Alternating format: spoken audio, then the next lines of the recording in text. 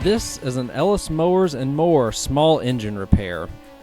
Stay connected on Instagram and Facebook at Ellis Mowers and More. Comments or questions? Leave them below or email me, ellis@ellismowers.com. Parts used in today's repair are found using the links in the description below. And as always, like and subscribe for more small engine content. On today's repair video, we're going to look at this zero turn. Haven't done a zero turn in a little bit. This is a customer machine. This is more of a long-term repair. I've had this thing since, I don't know, June or so. I told the guys probably going to be a little while. So it's now time to get to it. It's a Husqvarna Z4822, 22 horsepower Briggs & Stratton.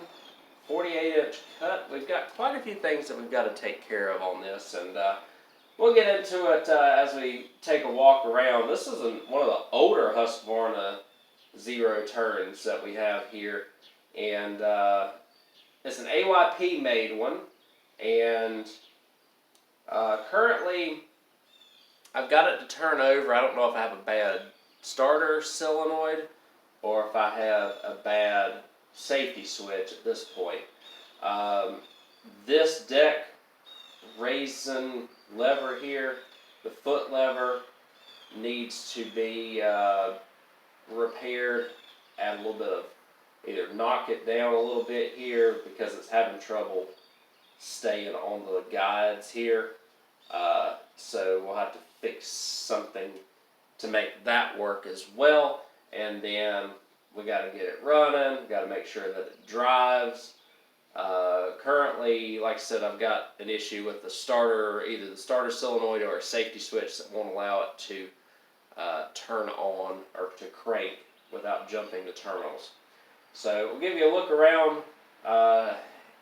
If it wasn't a zero turn, it wouldn't be really worth it for him to fix, but since zero turns are not cheap, this thing seems to be complete and overall is in alright condition. I told them they'd probably be worth fixing. So we'll see what we got to get into with it next. Give you all a quick walk around before we get going on this. The deck has seen better days, but it's not terrible.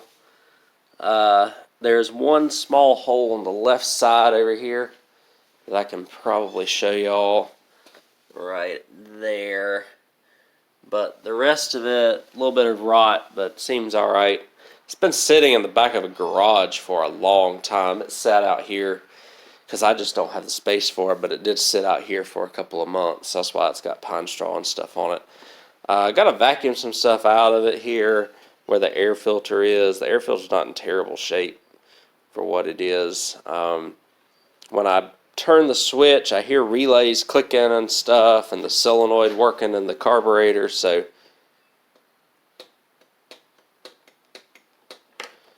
and then also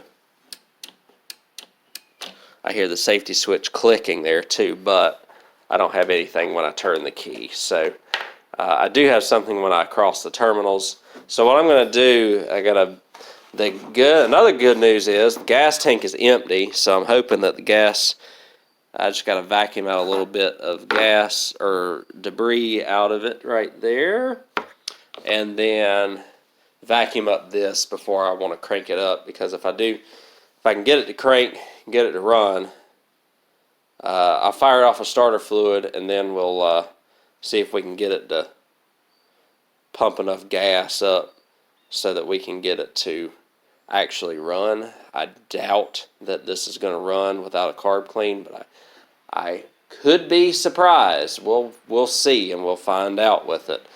But like I said, we'll see, and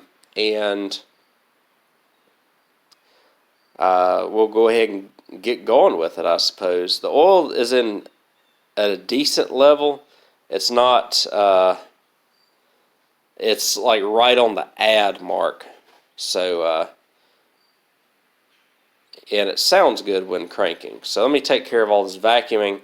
We'll see if I can jump the terminals so that we can try and start this thing. let's see what we could do here and get this thing started. Get some pliers and throw a little starting fluid in it. I do have the switch turned on. Again, it's just not doing anything when I turn the switch. So we've got something awry, something amiss there. Throw a little bit of that in there. And let me cross these starter solenoid terminals, which are right here.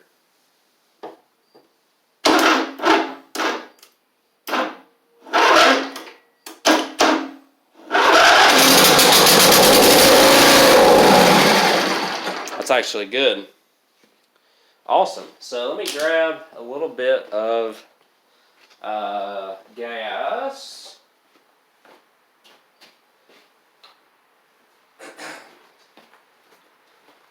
See if we can get gas pumping through here.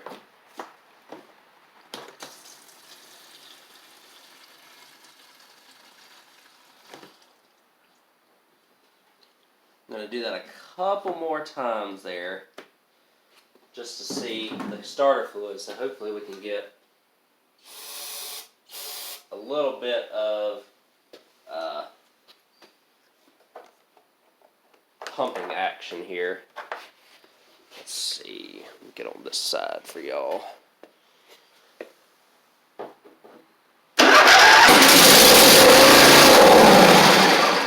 Okay. See if we can get this thing pumping. Well, I see gas in there, so that's good. Just spray it a couple more times. Like I said, I really think I'm going to have to clean the carb out on this, but you never know.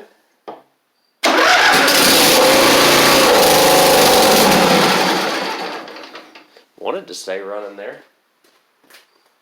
The choke is stuck, so I can't really move the choke any, but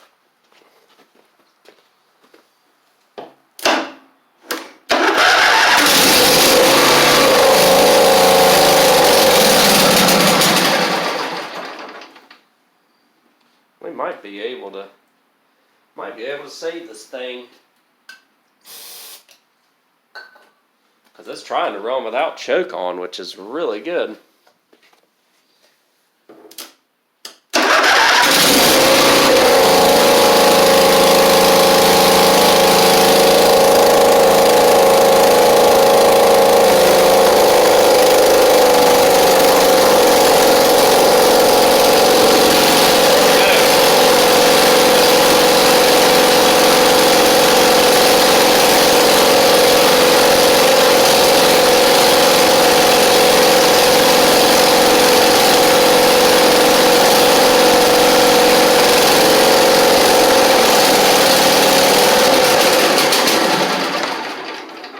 Pretty good, especially for what it is there.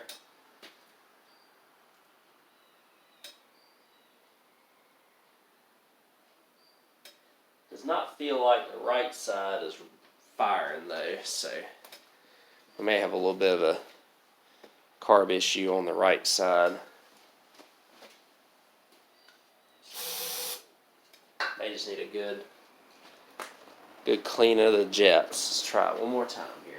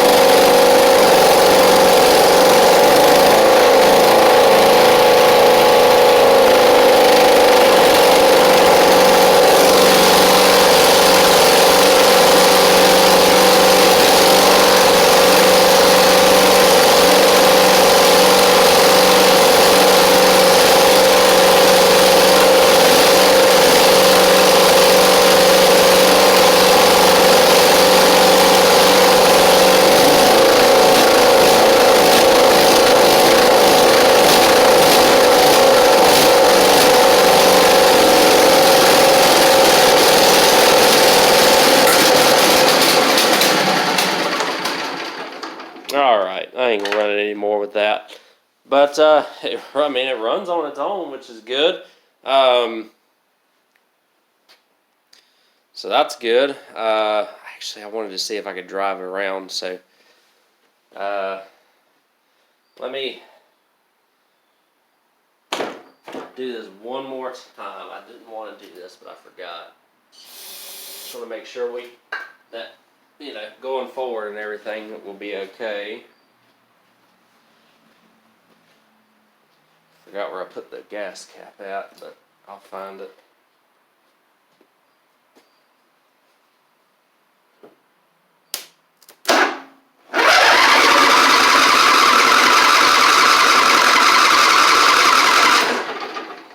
Oh, helps when you turn the key on.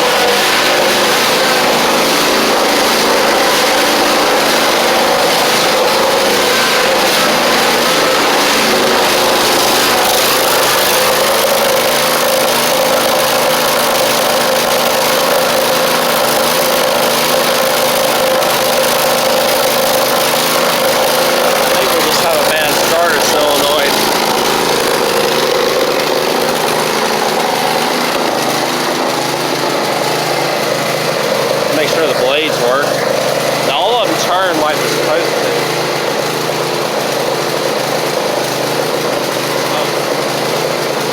PTO switch is bad. I can't test that out right now. Not bad though.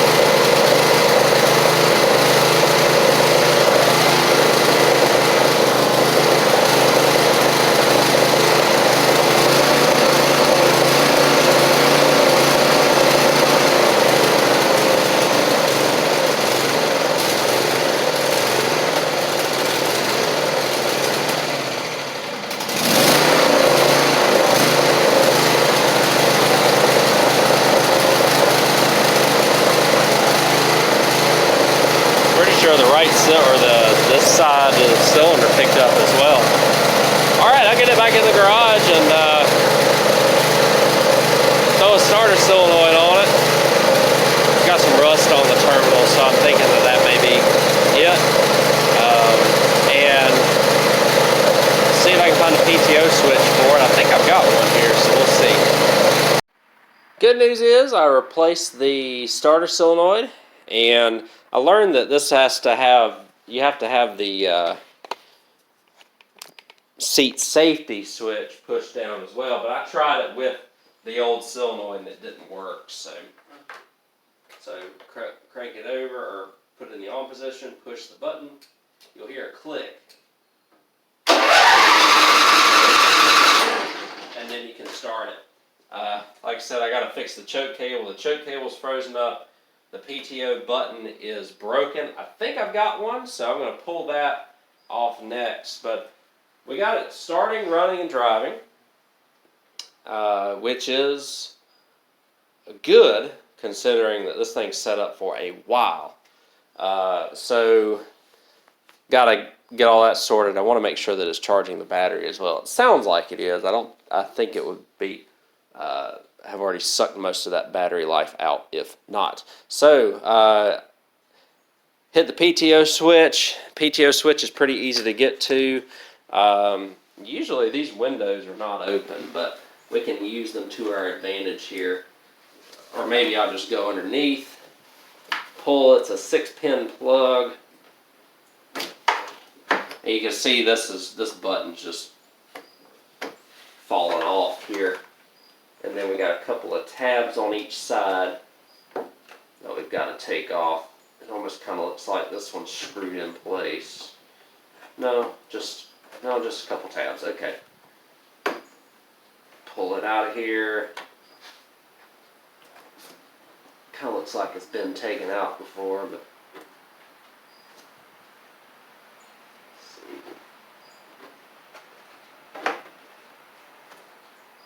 it doesn't really matter if I break the tabs on this one, does it?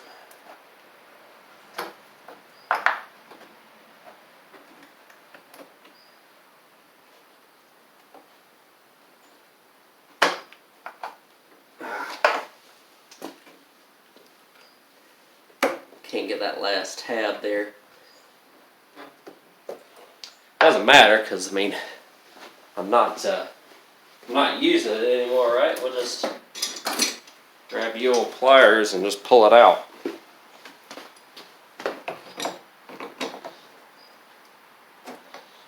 If I can. And that last tab is holding on strong, ain't it?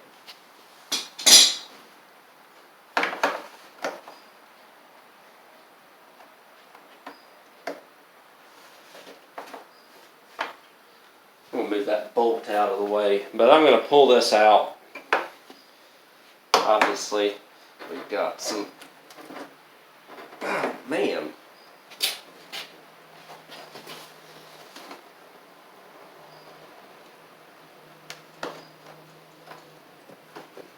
And we'll get the new one in next. So I had a PTO switch lying around. It's not a new one, but it's a functioning one. I put on, and seems like it works. I got all this still. I mean, I might as well could screw it back down. I wanted to test everything before I locked everything in place. So I'm going to get it out there.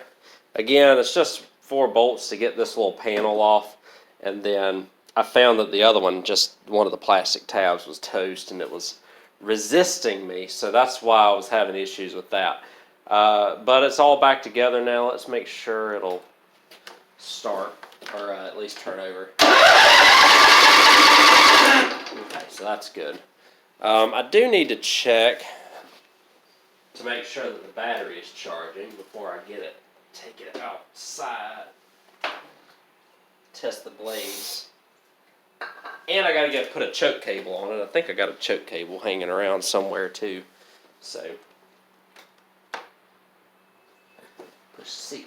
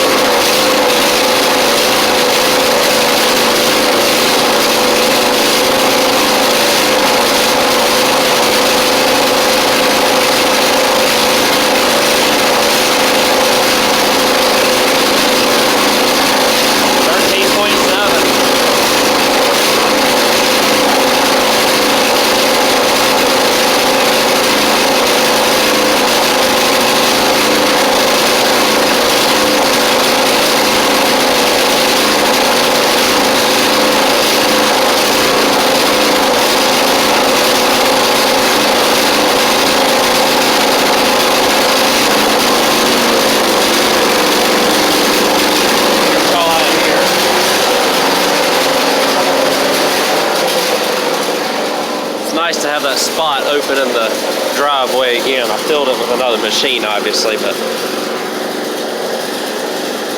Slowly clearing it out around here.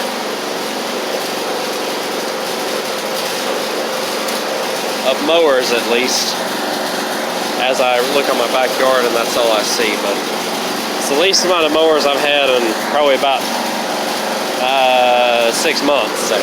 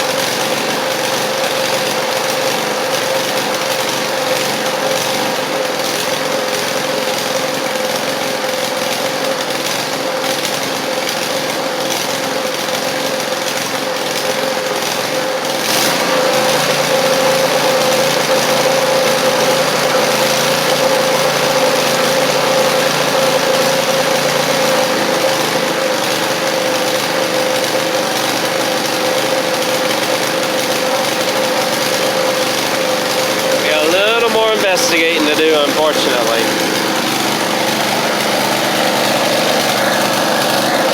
So it wasn't the switch, but we had to replace that regardless. So I need to check the wiring down at the clutch. I hope that's not bad, because if it is, then it's going to be a little bit of money. So we're going to try this again. I do want to show you the 30 amp fuse was down here. That, let's see, this fuse right here is the one for all of the ignition switch and starting. The 30 amp one right there was the PTO. Have the switch on.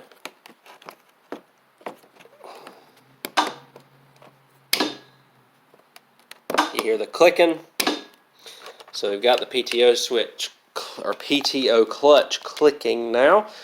Should engage, so it tells me that the PTO switch is good, the clutch is good, and all that. So I'm going to go ahead and snap that into place and put the 4 bolts back on for, well, don't want to do that yet. I got to put a choke cable in. So I'll leave that off for now. Get this thing started. I'll make sure the blades run good. And then really the only thing we've got to do, well, there's still a lot of things left to do.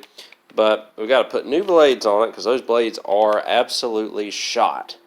We got to fix the deck height and fix the choke cable and clean the carburetor out. Hopefully, instead of having to pull the entire carb to clean it, I can get by with shooting some stuff down the top 2 jets right there. A lot of times that does help when it's just a little off like this one is. So we'll see how that works. I do need to check the drive belt, make sure that's okay. I'll do that real quickly before we get into this. I think this, yeah, it's got a drive belt on it. Let's check. Let me feel up under here really quick. It's a tight one though. So, I mean, it feels okay. I felt, no, I take that back. We'll have to put a new one on. Because I see the cracks and stuff. I see the cracks and stuff in it. So that's going to be a little bit of an adventure to get up under there to replace that. But, like I said, it does drive. It's fine. I'll make sure it's in good running condition before we get it to driving it, putting a drive belt on it. Alright, let me bring it out. We'll try it again.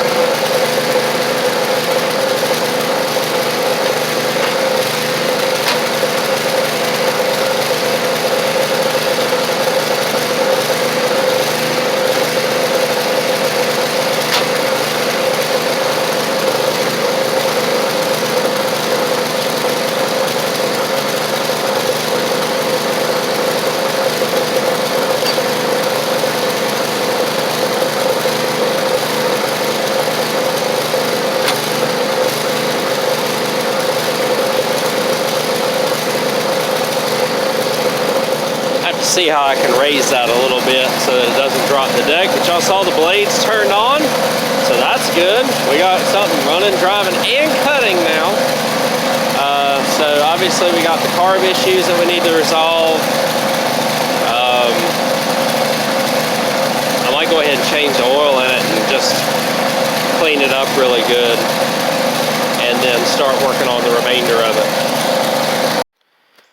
And before I throw them away, I wanted to show you what the blades look like on this thing. I don't know what they were cutting. They definitely weren't cutting much. So got a new set of 48-inch blades on it. And got it cleaned up. I'll show you what it looks like here in just a second. After this, the only thing I really have got left to do on this is get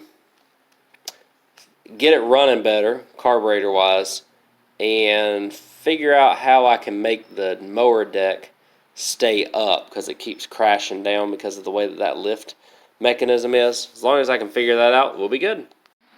And I forgot I need to put a drive belt on this as well. So that, again, it cleaned up. I just wanted to get all the oil and junk off of it. There's the dirt residuals and stuff that was on it. There's a bunch of oil residue and stuff, probably from oil changes and whatnot, and maybe there's a little bit of an oil leak somewhere. I want to make sure that it's not very big, because it's not an active leak, or a big leak, because there was still plenty of oil left in this machine. Like I said, it had been sitting for a while. So seat-wise, probably just going to wrap it with some duct tape and call it a day, because of the condition of the mower. No real need to put a new seat on it. This one sits fine. It's just come off the backing like they all do. So and you see the new blades right there. So we're good on that front, and I will let it sit and dry out and do its thing, and tomorrow we'll see if we can get it running better. And should be able to at least get it running better, and then I'll look and see what I can do with this deck situation here with this lift arm, see if we can make that any better. And I wish this thing had an adjustment point on it, on where it screws in down there. I may have to get it on the jack, see what it's done. The other comment I have about these is the way that you adjust the deck on them. They're horrendous, the way that these deck setups are. You're supposed to screw these things in and out, but I don't really see where they're making any difference, honestly. When you do raise it all the way up, it's not really doing anything, so or not really raising up very far. So that's interesting. But again, this is probably one of the first generations of Husqvarna zero turn, so they probably had to work out some kinks, figure out what works and what doesn't, and just go from there. Okay, so we are getting close. I guess the only thing I've really done since the last clip is do a little bit of hammering so that this deck will actually stay up in certain positions.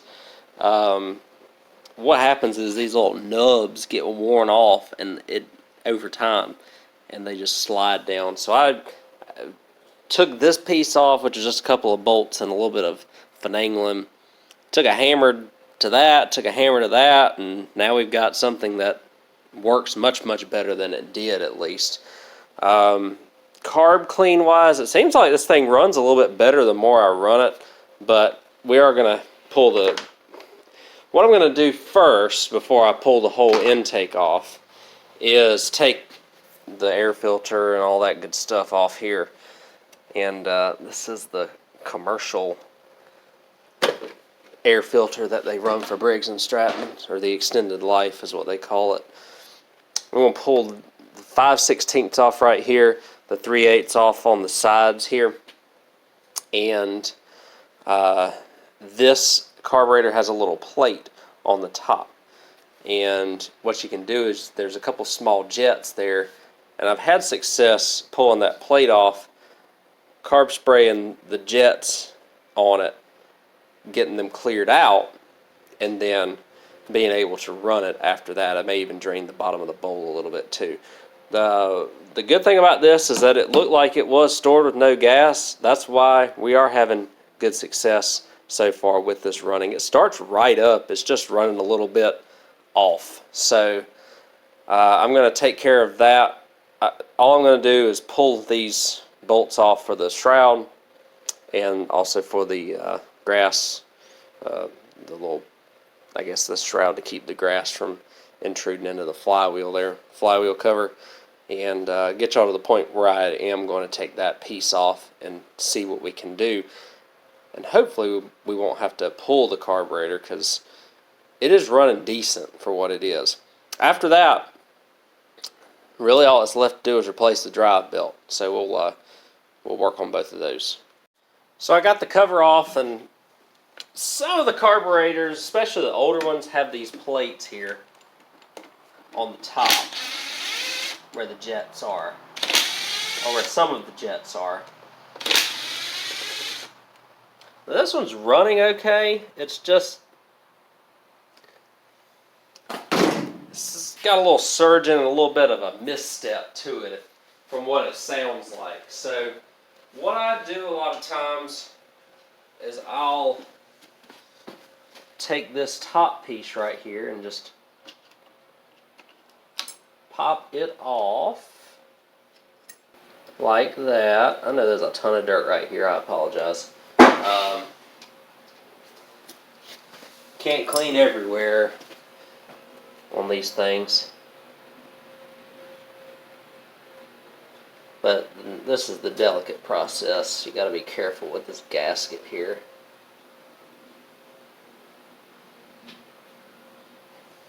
So let me get this off,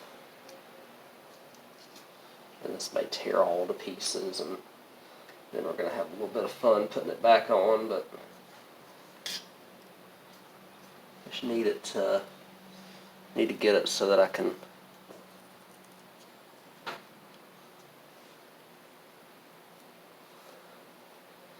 access these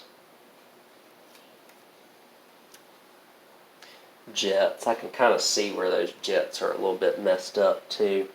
That didn't come off very clean. I think I'm going to vacuum this area a little bit and get some of this dirt and junk off. But the jets that you want to get are right, I believe they're right here, right there, and right there. And those are some, I think those are some, one of these are like your idle jet and your other one's like your main jet or something. So I'm going to kind of vacuum this up very quickly so that we got a clean-ish slate that we're starting with. And then what I'll do is I'll spray the carb spray. All I do is I take the carb spray and just take it into the here and just give it a good spray. So, and this, of course, this can is about done,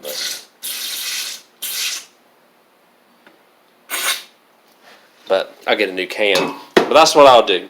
Spray into the jets there, see if I can get them cleaned out good, and hopefully be, in good shape. So probably just spray all this junk around here, get it kind of out of the way.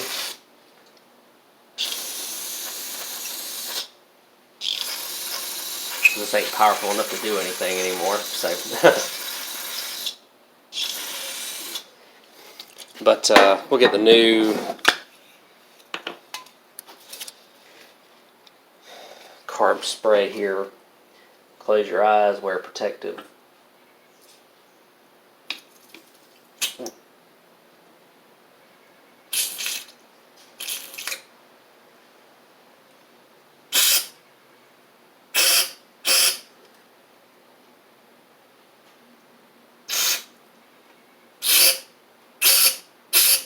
There we go.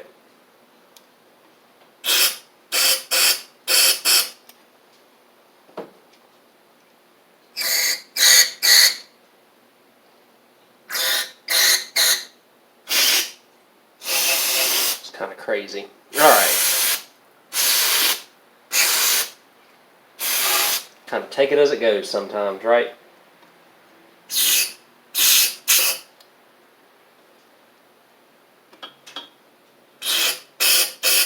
Alright, so I think that may be better. So now I've got to put this. It'd be nice if I had another one of these gaskets around here, but I don't. Put this gasket contraption back on here with, let's see, so it's going to go like, roughly like that. And we'll put the, I have a feeling I'm going to have to take the whole carb and whatnot and do a thing with it. But hopefully a little bit of carb spray right there will take care of that. Make it at least run a little bit better. I'm going to get the little plate back on it here.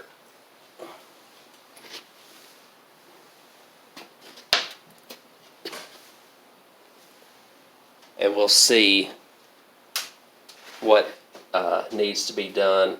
Hook the fuel line back up. Just let it run for a minute. See if it runs any better. Alright, ran it for a second. I'll let y'all hear it. It's marginally better. It's not perfect, but I don't know if it's worth going in to fix. So let me see here.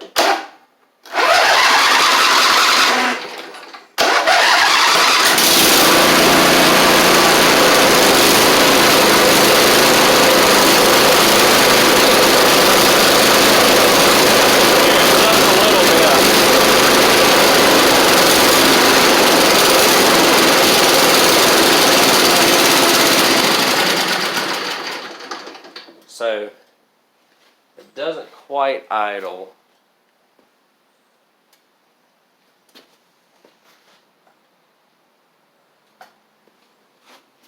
I just want to see if it's just a little bit too far down on the.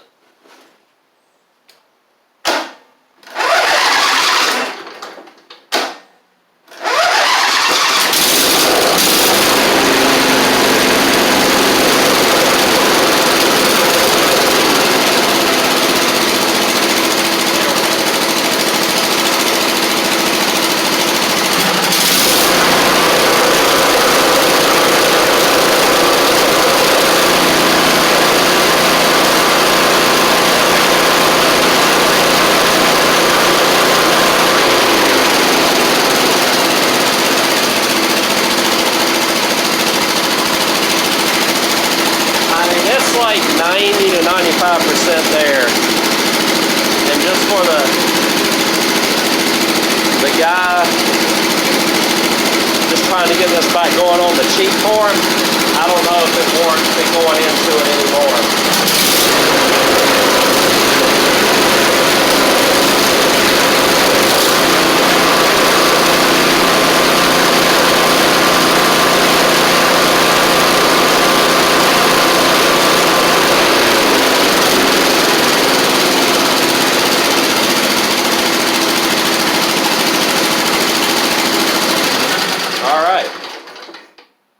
So I think that's going to be just fine. I did notice a little bit of a difference, which is good.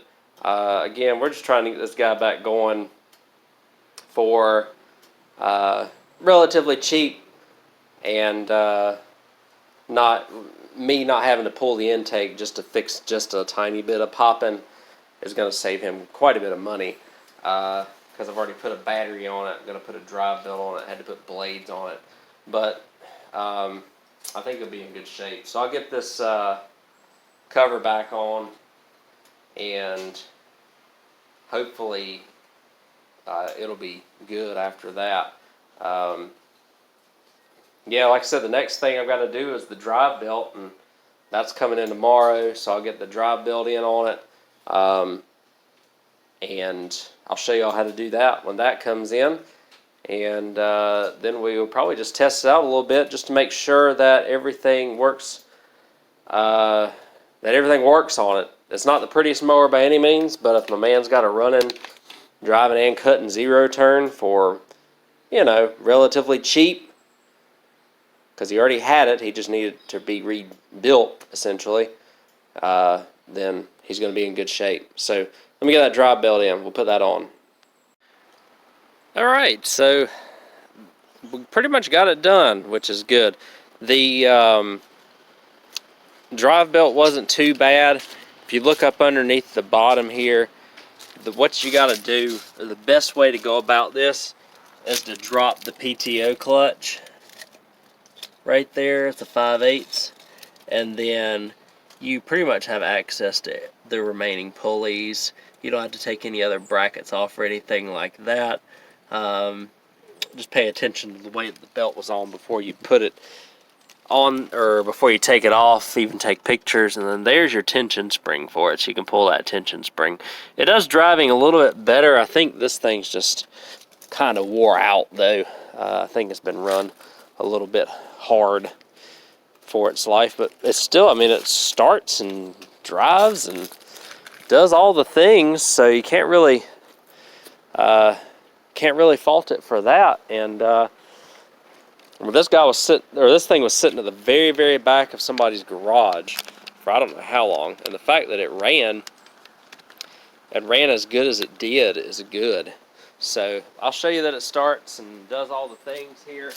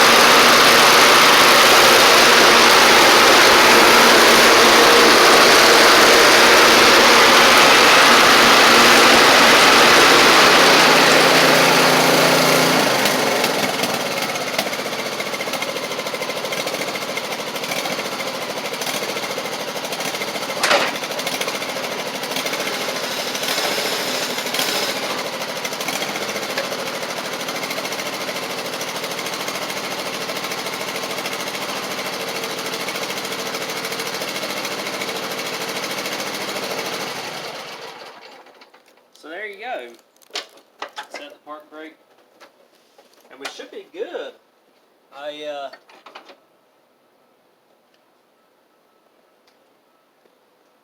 So the mower deck, I thought was level. It kind of looks like it is. It's got a weird setup for the mower deck on this thing, but yeah, I mean, it runs, drives, cuts, does all that good stuff. It's charging the battery. You have to sit on the seat to start it, but hey, it's ready to go. And you know, this is more of like, I told the guy it was probably going to be a while before I even got to it. I told him about ballpark of what it was going to be to fix it, and we're actually kind of on the lower side of that, which is good.